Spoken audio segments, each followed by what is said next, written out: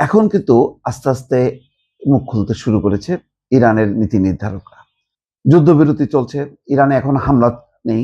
তুলনামূলকভাবে ইরানের যারা নীতি নির্ধারক তারা নিরাপদ বোধ করছেন, যেহেতু আলাপ আলোচনা চলছে। পাকিস্তানের সেনাপ্রধান ইরানে এসছে এবং ইরানের প্রতিনিধি দল পাকিস্তানে গেছে, আবার ফিরে আসছে, আবার আলোচনা হবে। এরকম সময় এই যুদ্ধবিরতির সময় ইরানের উপর হামলা করবে না ধরা হয়। কিন্তু ইসরায়েল এবং আমেরিকাকে কি কোনো বিশ্বাস আছে? ধরেন ধুম করে একটা বিশাল একটা হামলা চালায়, ইরানের প্রেসিডেন্টকে মেরে ফেলল, তাতে কিন্তু সারা বিশ্ব অবাক হবে না। এবং এই কর্মকাণ্ডগুলো কিন্তু করছে। ২ দফা যে যুদ্ধ হলো, সেই যুদ্ধের গতি প্রকৃতিটা একটু বিশ্লেষণ করেন। ৭ মাস আগে জুনে সম্ভবত, যখন নাকি প্রথমবার ইরানে হামলা চালালো, প্রথমটা শুরু করলো কি হত্যাকাণ্ডের মতো দিয়ে। শীর্ষ ২০ জন সেনা কমান্ডারকে এক রাতের মধ্যে শেষ। ১ ডজন পরমাণু কর্মকর্তা এক রাতেই শেষ। শুধু তখন ট্রাম্প মনে আছে যে ইসরায়েল অনুমতি চেয়েছিল যে সর্বোচ্চ ধর্মীয় নেতাকে হত্যা করবে কিনা, তখন ট্রাম্প নিষেধ করেছিল, বললো যে না, তাহলে তো আর মানে একটা দেশের প্রধান থাকবে না, সেও নিশ্চিহ্ন হয়ে যাবে, তাহলে সেই কার সাথে আলোচনা করবে বিশ্ব?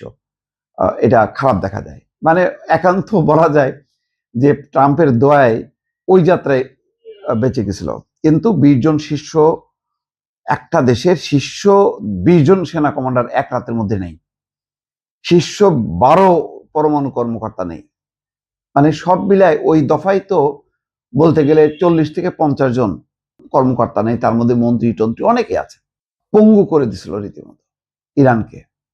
১ বছর ঘুরতে না ঘুরতে লাস্ট যেই হামলাটা গত ২৮শে ফেব্রুয়ারি করলো, এটাও দেখেন, এটা কি যুদ্ধ নাকি এটা সন্ত্রাসী হামলা?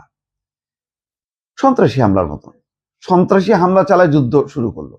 প্রথমেই প্রতিরক্ষা মন্ত্রী গেল, ইরানের সর্বোচ্চ নেতা, ধর্মীয় নেতা আয়াতুল্লাহ আলী খামেনি গেল, তারপরে আইআরজিসির প্রধান, সেনা প্রধান, ৪-৫ জন তো সেখানে মারা গেল। মুস্তফা খামেনি, যিনি এখন তার দ্বিতীয় পুত্র, যিনি এখন সর্বোচ্চ নেতা, তিনি কোনো রকমে প্রাণ রক্ষা করলেন। তিনি সামান্য আহত হয়েছিলেন, কারণ তার হয়তো ১-২ মিনিট আগে তিনি বের হতে পারছিলেন, হয়তো ওই সময় ক্ষেপণাস্ত্রে আঘাত হয়। তো এই হামলাগুলো তো যুদ্ধ না, এইগুলো তো হলো সন্ত্রাসী হামলা।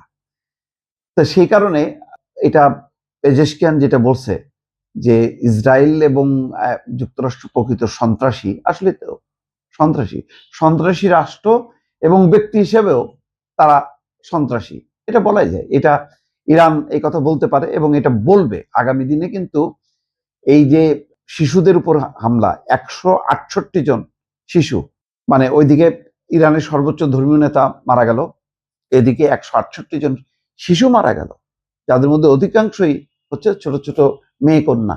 তারা শেষ হয়ে গেল। তার মানে মেয়েদের একটা স্কুলে, প্রাথমিক বিদ্যালয়ে হামলা করলো। এটা আপনি কি বলবেন? হাসপাতাল নাই, মানে যেগুলিতে মানুষের স্বাস্থ্য, চিকিৎসা, স্কুল, এই জায়গাগুলো হামলা, এগুলো তো সন্ত্রাসী হামলা ছাড়া আপনার আর কি বলা যায়? বিশ্বে তো সন্ত্রাসী হামলা এরকমই হয়। আমেরিকায় দেখেন না, স্কুল ঘেরাও করে মারা হয়, স্কুল সেই শিক্ষার্থীদেরকে মারা হয়, ওইগুলি যেমন সন্ত্রাসী হামলা। এখানে তো ২ রাষ্ট্র আনুষ্ঠানিকভাবে সন্ত্রাসী হামলা করলো ইরানে।